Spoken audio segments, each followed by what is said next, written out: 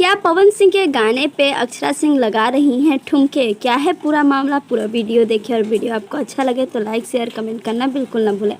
अभी अभी पवन सिंह जी का और नम्रता मल्ला जी का एक गाना आया है जो कि सारेगामा हम भोजपुरी पे आया है, वर्ल्ड वाइड काफ़ी ज़्यादा हिट हो गया है। और उसी गाने पे अक्षरा सिंह ने ऐसा बवाल डांस किया है। क्या सच में अक्षरा सिंह ने बवाल डांस किया है?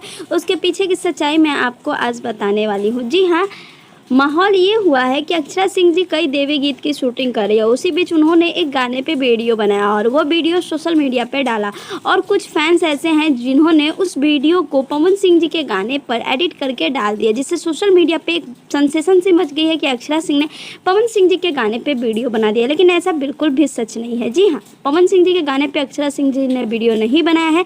ये अक्षरा सिंह जी ने अपना एक रील बनाया है जो कि सोशल मीडिया पे इस समय काफ़ी ज़्यादा वायरल हो चुके हैं। आपको हमारा वीडियो कैसा लगा हमें कमेंट में ज़रूर बताएं और हमारे चैनल को सब्सक्राइब करना ना भूलें।